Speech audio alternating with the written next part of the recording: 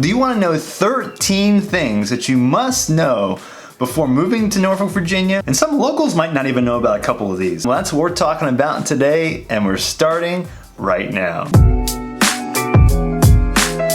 Hey, my name is Sam Sansalone, and I'm a real estate agent in Hampton Roads, Virginia, and I help people from all over the world move into this area for the first time, or people that have been here for a long time. So if you have any questions about this area, you can give me a call, email me, text me, whatever the best way is for you to get a hold of me, and I'll do whatever I can to help you. And if it's your first time to the channel, welcome. Hit that subscribe button and the bell notification too. Hit that like button if you love the videos. That really helps the YouTube algorithms. So today we're talking about 13 things that you must know before moving to Norfolk, Virginia. I think you're gonna be pretty surprised at some of these that I mentioned because they're not necessarily widely talked about, but I wanted to target a few things that I think would help you in your transition here if you plan on moving here and kind of help you get acclimated with the area. Well, the first one is, I hear a lot of people talk about flooding.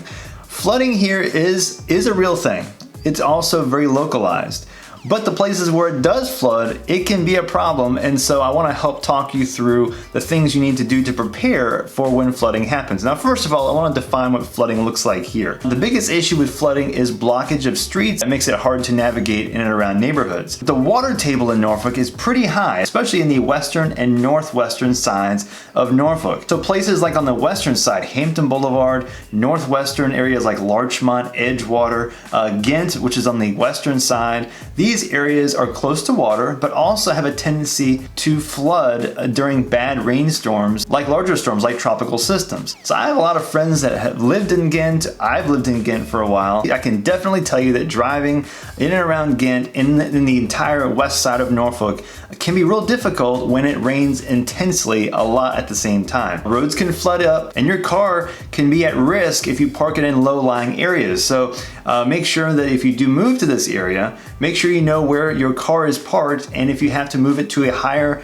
lying area during bad rainstorms. This can be kind of annoying. It doesn't mean that every time it rains there's a problem. It just means that for specific storms, especially tropical systems or rainstorms that stay for a long period of time, you got to make sure you have an alternate place to park your car. Besides, if you, like for instance, if you have to park on the street, getting it off the street and up a little bit is a big deal. And number two, we talk a lot around this area about the Navy, and there's a big military base. It's the largest Navy base in the country here in Norfolk. But Norfolk is more than just military.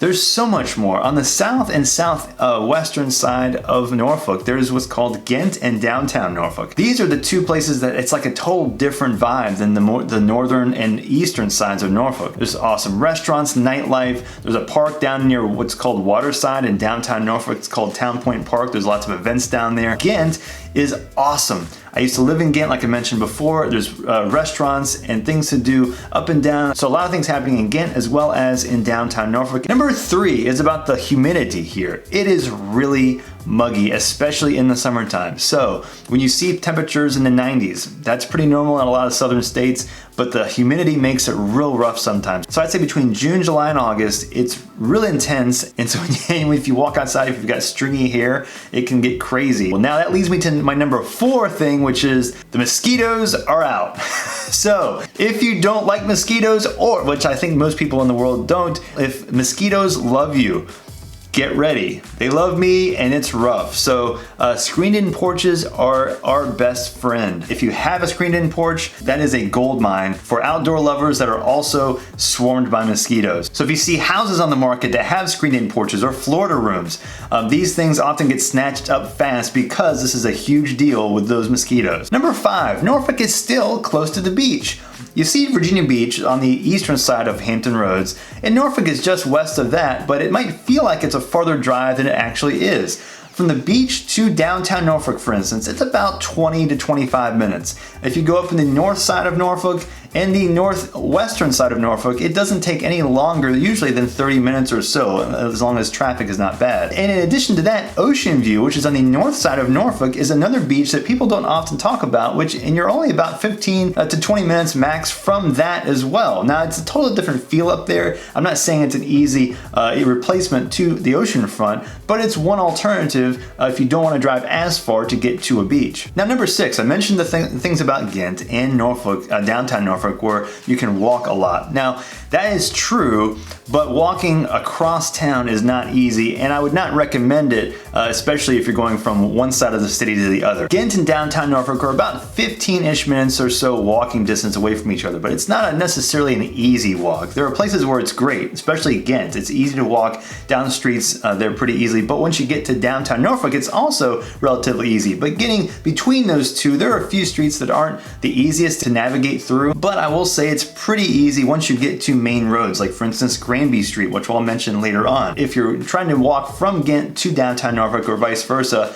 it's doable, but just not as convenient. Now, especially if you go to the north side of Norfolk, anywhere around the other parts of Norfolk, walking this is not super convenient. You could also use a bike, that's possible, but I'd really recommend if you do live in anywhere in Norfolk outside of Ghent, you're gonna need a car. And even if you live in Ghent, you're gonna still really, I would recommend needing a car. Then number 7, tunnels here have tolls. So there are 3 tunnels that get you between Norfolk and Portsmouth, or Norfolk and the peninsula, Hampton, Newport News. There's the Hampton Roads Bridge Tunnel, there's the Downtown Tunnel, and there's the Midtown Tunnel. Of those 3 tunnels, 2 of them require tolls. Both of them get from Norfolk to Portsmouth, the Downtown Tunnel and the Midtown Tunnel. I'll drop links below so you can see the rates of the tunnels, but they're around and under $2 per way. But the one that gets you to the peninsula is further away, but there's no toll, so that's a positive too. The problem with that one is that it really backs up pretty bad, especially in rush hour. So if you're going to the peninsula, that tunnel can really back up, and so I would say give yourself about an hour to get from Norfolk to Hampton and Newport News oftentimes, especially if it's trafficy. Now on that note, there are some bridges I want to mention too, but they don't factor as much into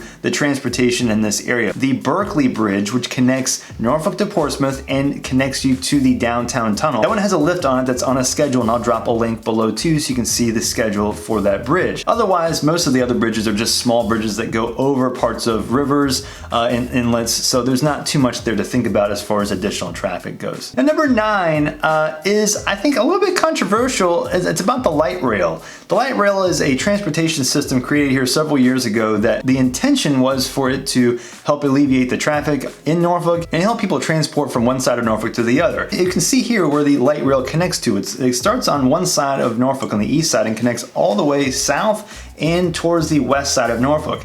This is nice in theory, and there's a charge to the light rail. I'll drop the links below so you can see how much the light rail charges and how often it stops at each spot. There are several stops along the way, and if you go from one side to the other, it takes you in and around, I'd say, about 30 minutes. But here's the drawback. There are parking lots near some of the spots in the light rail. That's great, and it's free to park there. However, the charges to get from one side to the other kind of outweigh the benefits in some cases. And so a lot of people still use cars to get back and forth from town. It can help some people that don't have cars, but the people that do use cars don't always find it as a benefit. Sometimes it's more of a novelty than it is actually a necessity or a solution to a problem. And where the light rail stops, they're not always the most convenient stops to get to other places in town. For instance, the last stop for the light rail on the west side is on the south side of Ghent, the very south side, which is cool because you can take the light rail from one side of Norfolk to the other, stop in Ghent and have some lunch or dinner,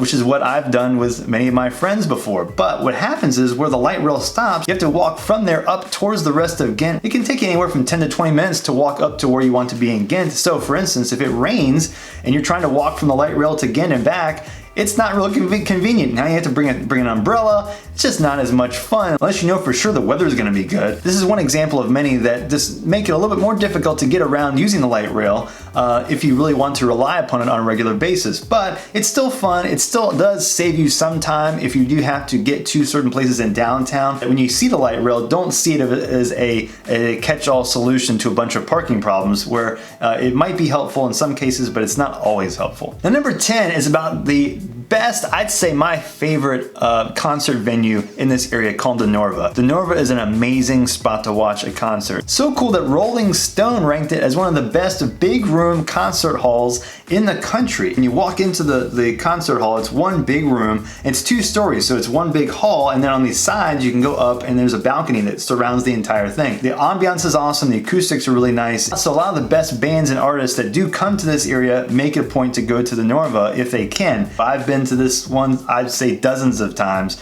over the years. It opened in the early 2000s. The first show was James Brown, so I think that gives you an idea of the types of people that have been to the Norva. Now, number 12 is kind of another downer about Norfolk, is that it has an international airport, which I've did a video about the Norfolk International Airport. I'll put up there, but it's not that big, and so the word international is a loose term. Don't take it as like Dulles in Washington, D.C. or any of the other bigger airports. It's just not that big, and if you do plan on booking international flights from Norfolk, you're going to be connecting to other cities before you get to whatever country you're flying to. So you might be connecting in Dulles, for instance, in Washington, D.C. or Atlanta or New York. We found it's actually cheaper often to try and drive to Dulles in Washington, D.C. or to Charlotte or other closer, larger airports and fly from there direct to a different country if you do want to fly internationally. But the positive about this airport is that it's small. So if you're planning to fly domestically, especially, you want to pop in from Norfolk to another city nearby,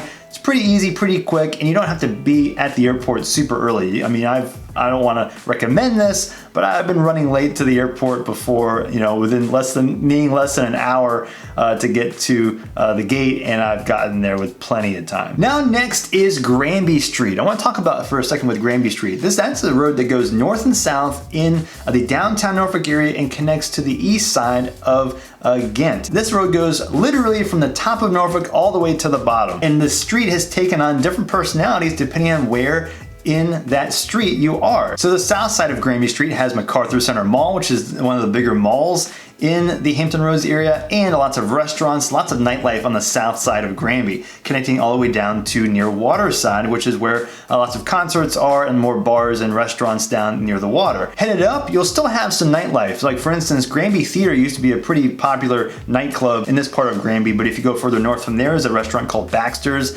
That's kind of like a sports bar that's pretty popular, and there are some other restaurants here too. But going up from there into the east, it connects near to Scope and Chrysler Hall, so a couple different concert venues. If you like ice hockey, our minor league hockey team, Norfolk Admirals, plays at Scope. This is just east of Granby, so you can park your car in Granby or near Granby or MacArthur Center Mall and walk to a couple of these concert venues. Now, going further north from there is the Neon District, which is the arts district that's in Norfolk. It's real small, and it consists of only a few blocks, but it's really cool. Lots of murals on the sides of buildings, a couple cool small little attractions. A place called Zeke's is a real good restaurant in this area, but it's not as active as far as like nightlife, but it's cool if you do like art. Now, going further north, you're connecting to parts of the far east side of Ghent. A good example is Dumars, which is the world famous ice cream and like a diner where the waitresses and waiters would skate out to your car and take your order. Well, this is also where the ice cream cone was invented,